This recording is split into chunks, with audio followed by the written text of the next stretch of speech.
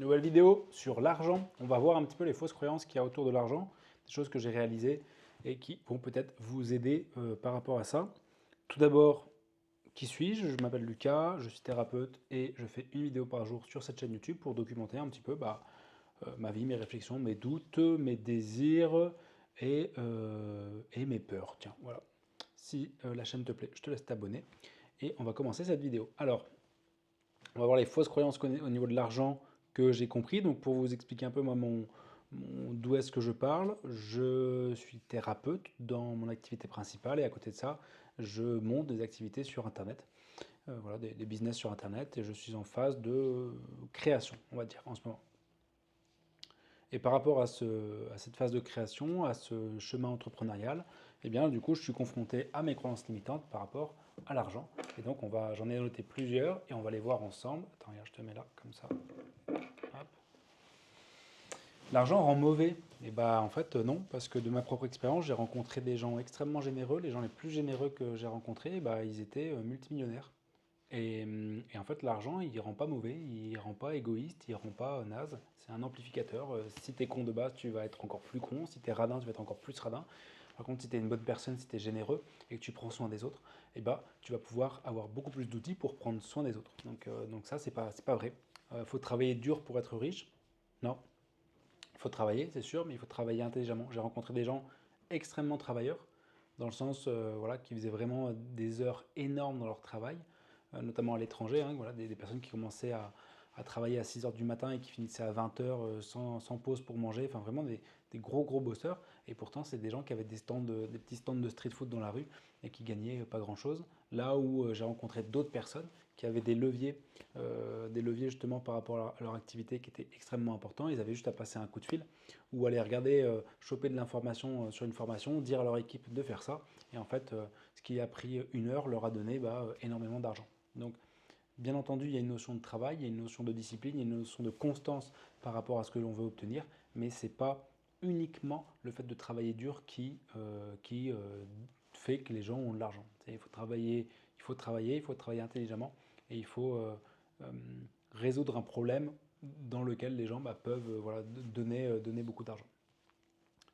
Le fait de gagner beaucoup, c'est forcément du vol, où on exploite les gens. Non, parce que lorsque l'on crée, lorsqu'on est entrepreneur, on va créer, on va apporter de la valeur à un marché, on va apporter de la valeur à des gens qui ont une problématique. Et donc, du coup, on va résoudre cette problématique-là, et donc ça va aider les gens. Voilà. Après, forcément, il y a des gens qui font des choses mal pour gagner de l'argent, mais ce n'est pas la majorité, heureusement. Euh, Aujourd'hui, alors une autre croyance, c'est je dois attendre pour avoir plus de besoins, d'argent à investir. Non, parce que du coup, plus tu attends, plus ça sera compliqué. Il y a alors c'est pas le syndrome de Parkinson, ça doit être la loi de Parkinson, quelque chose comme ça, hein, qui dit que plus on attend pour faire une chose, et plus c'est compliqué de faire cette chose-là, parce qu'il y a des résistances qui se mettent au fur et à mesure. Alors que si on fait les choses tout de suite, on crée une identité au fur et à mesure par rapport à cette chose-là, hein, je fais les choses, donc je suis la personne qui fait les choses, donc du coup je suis ce que je suis en train de faire. Et du coup, plus on le fait, et plus c'est facile de le faire. Donc il ne faut pas attendre pour investir, il ne faut pas attendre d'avoir plus d'argent. Et puis, plus j'en ai, plus j'ai de problèmes. Alors non, parce que tu as des meilleures compétences pour le gérer, et tu as surtout des équipes qui vont t'aider à gérer tout ça. Et donc du coup, effectivement, tu as accès à des outils qui sont plus faciles de gérer ça. Mais, bien entendu, tes niveaux de problèmes ne seront pas les mêmes selon ton niveau financier. C'est-à-dire que si tu es au RSA et que tu ne travailles pas, forcément, tes problématiques vont être assez limitées. Par contre, si tu as plusieurs sociétés, et bien là, bien entendu, tu vas avoir des problématiques qui vont se confronter à toi. Mais en même temps, c'est ces problématiques-là qui vont faire que tu vas progresser et que tu vas avoir les outils pour pouvoir progresser plus loin après dans ton business, quoi. L'argent, c'est pas une fin en soi. Dernière fausse croyance. L'argent n'est pas une fin en soi. L'argent fait pas le bonheur. Non, mais en fait, ça simplifie quand même vachement les choses. Ça fluidifie vachement les choses. Et moi, je te parle à mon petit niveau. Je suis pas riche pour le coup. Mais euh, le fait de rencontrer des personnes qui ont de l'argent, tu vois en fait que ça simplifie quand même pas mal de choses.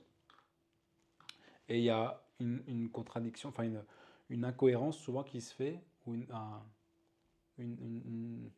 une compréhension erronée sur le fait de, d'avoir de l'argent et d'être, ou en fait que l'argent est la cause du bonheur, enfin d'une certaine sécurité.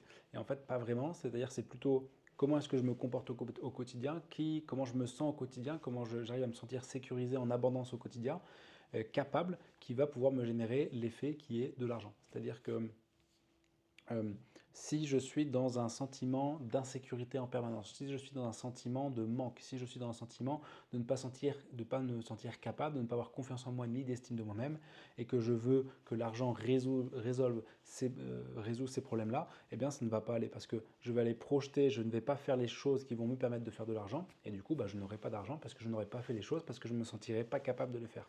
Alors que quand on se sent capable de faire des choses, qu'on fait des choses et que du coup ça nous donne de l'argent, eh bien, on a de l'argent et puis on est capable de le faire du coup. Je ne sais pas si tu comprends le lien entre la cause et l'effet. L'argent, c'est que l'effet, c'est pas la cause, d'accord? Il faut pas, l'argent va pas te rendre en sécurité. C'est parce que tu es en sécurité, parce que tu crois en toi, parce que tu es capable, parce que tu as développé des compétences particulières que tu vas avoir de l'argent. C'est pas l'inverse, d'accord? C'est pour ça d'ailleurs qu'il y a beaucoup de gagnants du loto qui perdent leur argent parce qu'on leur a donné plein d'argent, mais ils n'ont pas acquéri les compétences pour pouvoir générer de l'argent, faire de l'argent et gérer cet argent-là. Et du coup, c'est pour ça que bien souvent, ils ont une grosse montée et une grosse chute derrière. D'accord? C'est parce que l'argent, c'est censé être l'effet et pas la cause. Voilà pour cette petite vidéo au niveau de l'argent. J'espère que tu as appris des trucs. Moi, je suis toujours dans ce chemin-là d'apprendre, de casser un peu mes croyances limitantes par rapport à ça. Étant donné que j'ai grandi dans une famille avec des revenus modérés, j'ai plein de croyances encore à casser par rapport à ça. Mais voilà, c'est un chemin qui se fait petit à petit. Et aujourd'hui, je me sens plus capable de faire de l'argent qu'il y a un an en arrière, qu'il y a 2 ans en arrière, qu'il y a 5 ans en arrière. Donc, du coup, ça, c'est plutôt cool. On se voit pour une prochaine vidéo demain.